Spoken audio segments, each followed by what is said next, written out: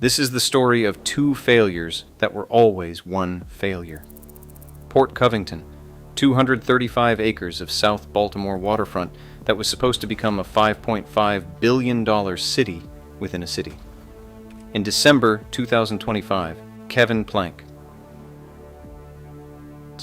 the founder and chief executive officer of Under Armour, announced he was walking away from the most ambitious urban development project in Baltimore's modern history.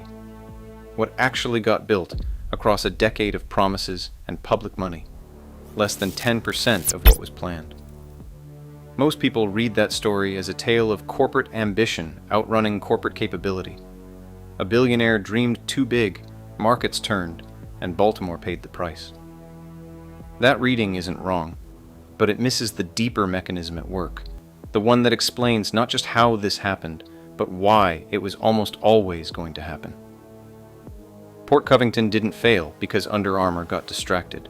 It failed because Port Covington was Under Armour. The development wasn't a side project. It wasn't philanthropy. It was the brand's identity made physical, poured into concrete and steel, and $660 million of borrowed public money into a waterfront redevelopment that was supposed to remake the entire city's southern edge. And when that identity started to crack in the marketplace, the development cracked right alongside it, in real time, at the same pace, for the same reasons. This is the brand city mirror, and Baltimore is still staring into it. The story starts not in Baltimore, but in Dubai. In 2013, Kevin Plank traveled to the Gulf and came back changed. What he'd seen there, the speed, the scale, the sheer ambition of what money and will could produce from almost nothing, lit something in him. He returned to Baltimore looking at a neglected industrial stretch of South Baltimore waterfront through entirely different eyes. The neighborhood was called Port Covington. It was a former rail yard, a patchwork of fallow land, vacant warehouses, and long-term industrial leases. Most people drove past it on Interstate 95 without a second thought. Plank looked at it and saw Dubai on the Patapsco. Over the next few years, through his real estate arm Sagamore Ventures, he quietly spent more than $100 million of his own money assembling roughly 200 acres of that waterfront. His childhood friend, Mark Weller, a Maryland-based developer, joined as his development partner. Goldman Sachs would later come in as an equity partner in 2017, lending the project the kind of institutional credibility that turns city councils into believers. Bank OZK would become another key lender on the project, providing construction financing that would grow increasingly complicated as the development stalled. The plan they unveiled was staggering in its scale.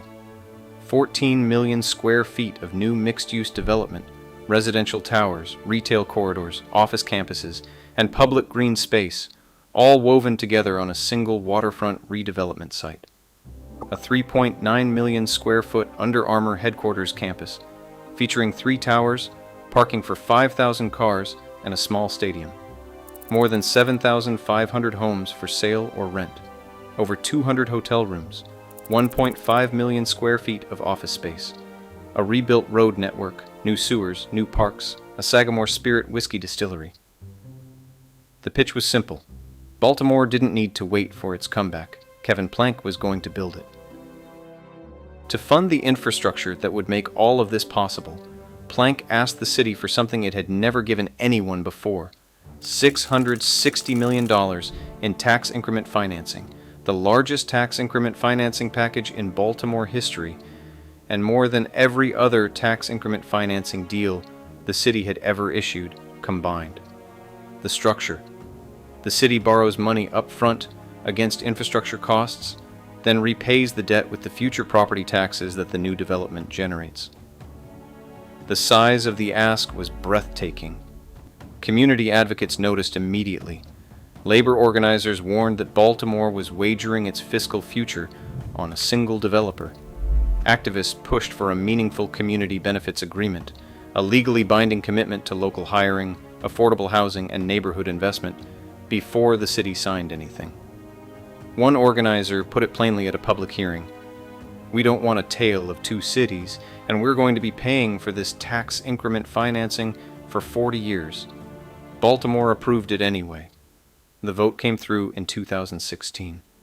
And in the context of that moment, the decision made sense, because in 2016, Kevin Plank wasn't a risk. He was the hottest name in American sports business. To understand what Port Covington meant to Baltimore, you have to understand what Under Armour was at its peak. Between 2010 and 2015 the company had done something almost no one believed was possible. It had knocked Adidas out of the number 2 position in the United States athletic market. Adidas had held that spot for decades. Under Armour took it. The brand had built a cult following around hardcore athletic performance, the idea that you train harder, sweat more, and refuse to quit. Stephen Curry, the 2-time NBA Most Valuable Player, was wearing Under Armour on the biggest stage in basketball. The stock had risen more than 400% over 5 years. Forbes listed Plank among the richest Americans. When a brand is rising that fast, the city it calls home rises with it. Every announcement Plank made about Port Covington was credible because Under Armour itself was credible. The tax increment financing didn't feel like a gamble on a vision. It felt like a bet on momentum, and the momentum felt unstoppable. That's the first lesson of the brand city mirror. When you tie a city's future to a brand's peak, you're also tying it to everything that comes after the peak. And peaks, by definition, don't last. The cracks appeared almost immediately after the ink dried. In late 2016, the same year Baltimore approved the $660 million deal, Under Armour's stock dropped more than 50%. The company had been posting 30% plus annual growth for years. Suddenly that growth slowed, then stalled, then reversed. Nike had adapted faster to the athleisure wave, reshaping the entire industry. Lululemon was carving out the premium fitness market with a lifestyle framing that Under Armour had never mastered. And Adidas was staging a full cultural comeback, partnering with Kanye West and Pharrell Williams, turning performance gear into fashion, reclaiming relevance in a way that made Under Armour look like it was fighting the last war. Meanwhile, newer challengers like On Running and Hoka were capturing the exact performance meets lifestyle consumer that Under Armour had once owned. Under Armour had built its entire identity around hardcore performance. The locker room at 5 a.m, the grind, the sacrifice, and the market was moving toward the yoga mat, the weekend hike, the life-work blend. The athleisure shift wasn't a blip, it was a structural reorganization of what athletic apparel meant to consumers. The brand hadn't missed the shift entirely, but it had missed it enough. For Port Covington, the financial pressure meant plans started quietly shrinking. The headquarters complex, the centerpiece of the whole vision, the reason Baltimore had taken the risk, began getting smaller in design documents. The 3-tower grand campus started to look like something more modest with each new revision. To keep investor momentum alive and attract new tenants, the development team floated an entirely new concept: Cybertown USA, a proposed cybersecurity and technology hub that would anchor the site with federal contractors and defense-adjacent firms, instead of Under Armour's original corporate campus vision. It was a pivot dressed as an opportunity, but the underlying message was clear. The original dream was already being walked back. Baltimore was still committed. Goldman Sachs was still in. But that first rebrand was a signal that most people missed. When a development project renames itself without building anything new, it's rarely a sign of momentum. By 2021, the parallels between the brand and the development had stopped being coincidental. Under Armour entered what the company itself publicly called a recovery phase. The pandemic had disrupted supply chains worldwide. But the deeper problem for Under Armour was structural, and it had lost the cultural edge that separates a status brand from a commodity. Revenue was being managed rather than grown. Leadership had turned over. Plank himself had stepped down as chief executive officer in 2019, returned in 2023, and was now running what he described as an 18-month turnaround plan.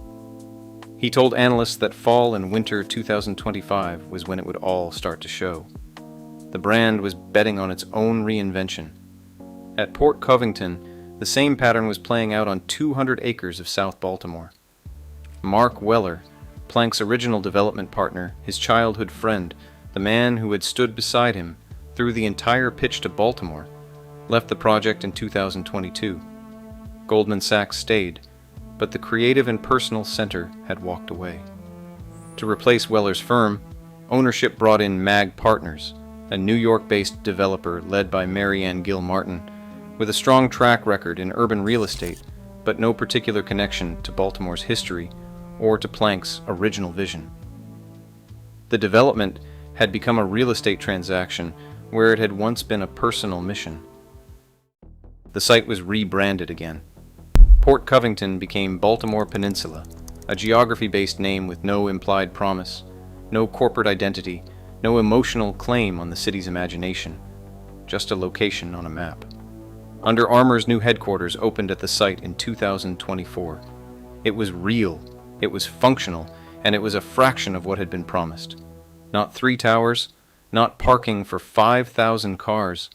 One modest campus that bore little resemblance to the Silicon Valley scale mixed-use development complex that had animated the original tax increment financing pitch a decade earlier.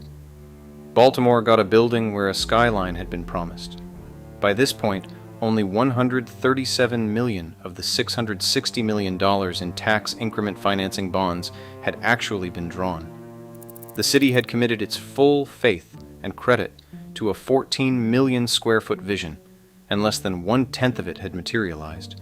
Nearly 100 acres of developable land still sat untouched, waiting for a plan that kept getting smaller. 2025 was the year the mirror finally shattered all at once. Under Armour reported a net loss of $200 million for the year. The company cut roughly 600 employees, about 4% of its total workforce. Plank sold the Pendry Baltimore, the luxury hotel he'd built in Fells Point, at a loss. The asset liquidations were accelerating. The empire that had seemed inevitable in 2016 was contracting on every front, shedding weight to survive. In October 2025, MAG Partners announced it was leaving Baltimore Peninsula. Ownership had decided not to renew the contract. In December 2025, Sagamore Ventures and Goldman Sachs confirmed what the street had been reading for months. Kevin Plank was done with Baltimore Peninsula. His ownership group would retain the land they hold, but the development ambition, the 14 million square feet, the city within a city, the Dubai dream, was finished. Less than 10% of what was promised had been built. 100 acres still sat empty, and Baltimore was left holding a $660 million TIF commitment attached to a project without a visionary, without a lead developer, and without a plan. Here is what separates the Port Covington story from every other urban development failure you've heard. In the classic version of this story, a corporation walks away from a city it built.